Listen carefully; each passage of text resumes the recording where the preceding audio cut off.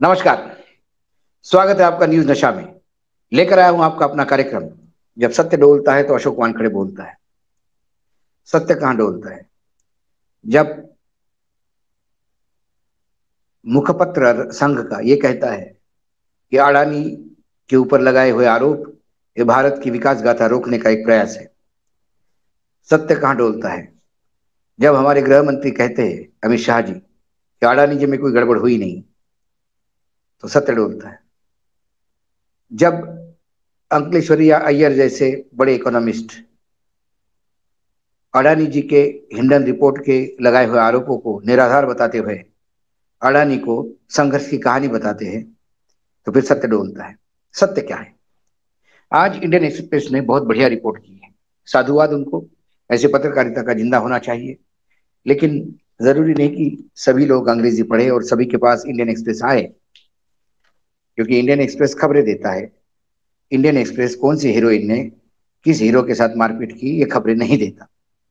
इसलिए लोग उनको कम देखते हैं, क्योंकि चलन आजकल वही चल रहा है। मॉरिशियस की एक कंपनी है जिसका नाम है एलारा कैपिटल। किसकी है? इसके माए बाप कौन है? इसमें किसने पैसा लगाया है? इसके पीछे कौन है?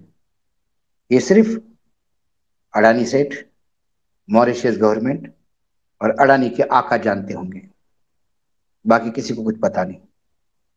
उनका एक इंडियन कंपनी है जिसका नाम है एलारा इंडिया अपॉर्चुनिटीज फंड। ये उन्हीं की सब्सिडरी है। क्योंकि अब मैं जब बताने जा रहा हूं कि इतना कंफ्यूजन सिनेरियो है, क्योंकि ऐसी कंपनियों की होल्डिंग में होल्डिंग, होल्डिंग में होल्डिंग, मेरा तेरे में शेयर, तेरा उसका शेयर, उसका इसका शेयर, इसका उसका शेयर, ये पता नहीं पड़ने देते कि कंपनी ओरिजिनल है कहां। तो बड़ी सीधी सादी बात है। ये तो मैंने आपको एक कंपनी बताई मॉरिशियस की। इस कंपनी को मैं शेल कंपनी कहता हूं। शेल कंपनी इसलिए कहता हूं क्योंकि इस कंपनी का जो कॉर्पस है, मतलब इस कंपनी के पास जो टोटल पैसा है, उसमें से 96% पैसा, 96% मनी, करीब करीब 9,000 करोड़ के आसपास।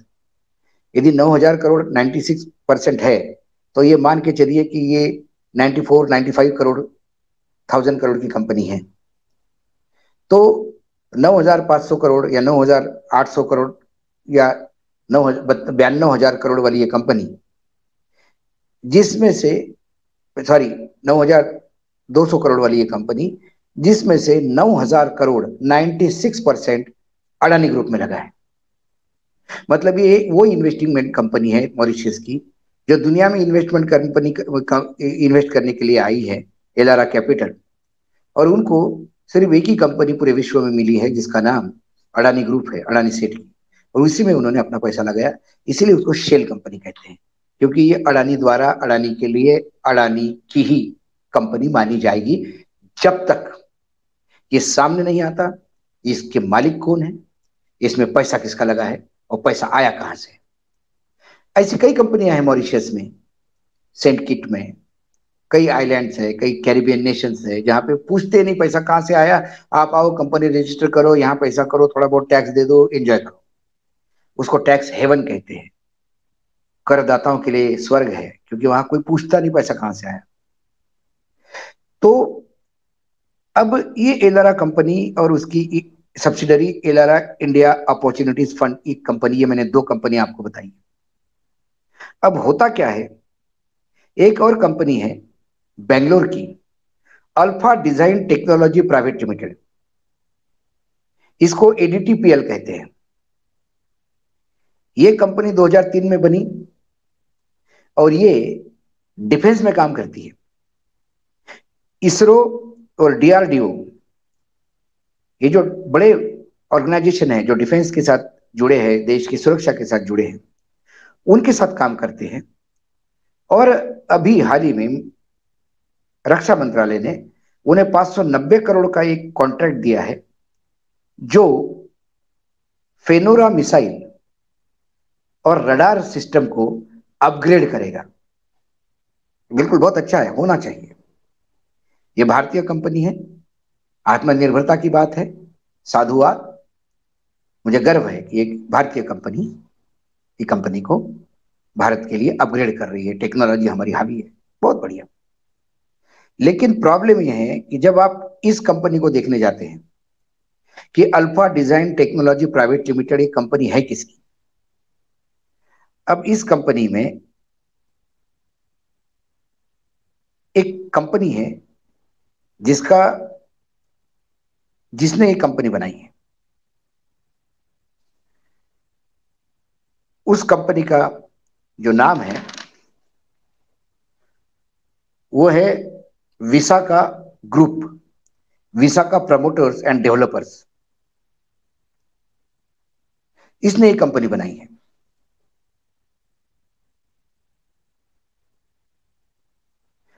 अब होता क्या है, अडानी जी 26% शेयर एडीटीपीएल में लगाते हैं, ये टेक्नोलॉजी कंपनी में जो विसाका प्रमोटर्स की है। तो अडानी 26% के मालिक हो गए।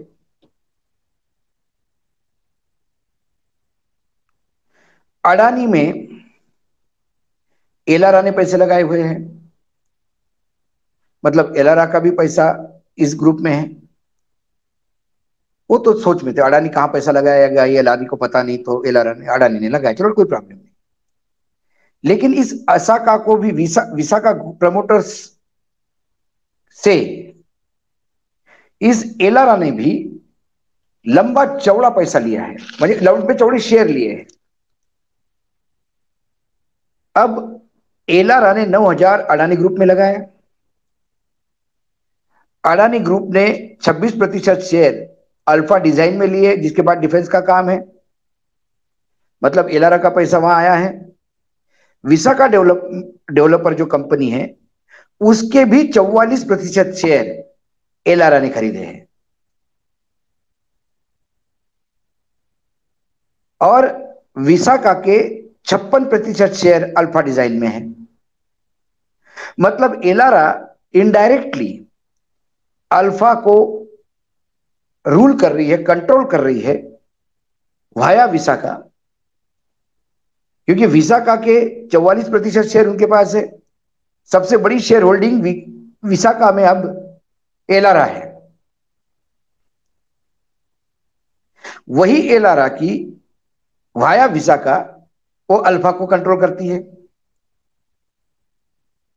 56% शेयर विकासा के है, इसका मतलब एलोरा के भी है। जो विकासा को कंट्रोल करेगी वो एलोरा टेक अल्फा को भी कंट्रोल करेगी। और दूसरी तरफ इसी टेक्नोलॉजी में 26% अडानी के हैं।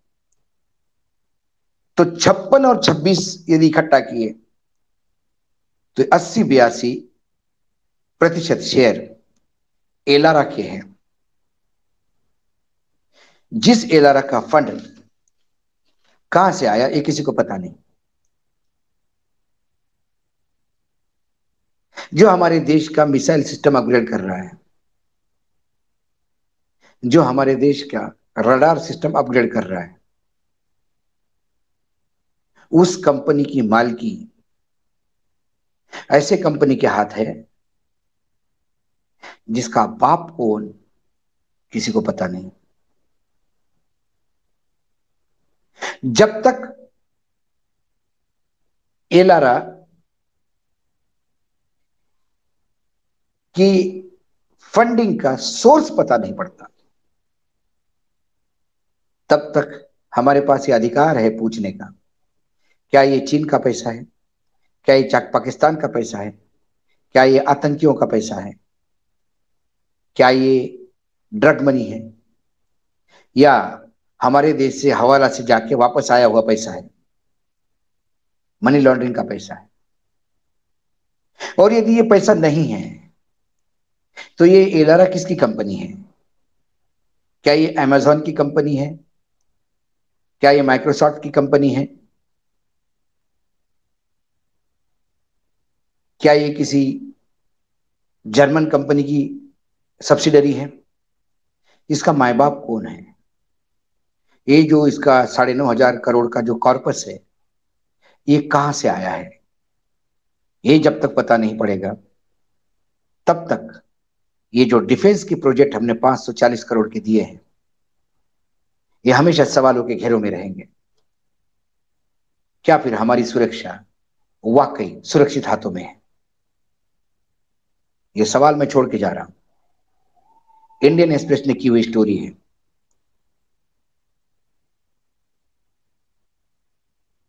जिसमें सरकार मौन है। जहां बोलना चाहिए वहां वो बोलते नहीं, जहां जरूरत नहीं वहां मन की बात करते हैं। ये इस सरकार का सबसे बड़ा प्रॉब्लम है। जब सवाल इस कंपनी पे उठता है, ये जो कंपनी मेरे यहां डिफेंस में काम कर रही है, ये भले ही भारतीय हो, लेकिन इसका नियंत्रण यदि ऐसे कंपनी के पास है जिसमें किसका पैसा लगा पता नहीं।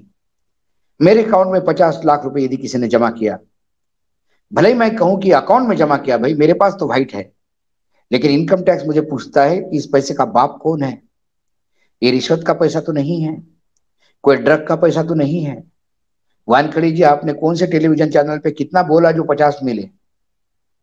वानखड़ी जी को बताना होगा कि न्यूज नशा में मैं जो बोलता हूं उसका कितना रेवेन्यू आता है और कितना पैसा मेरे अकाउंट में आता है।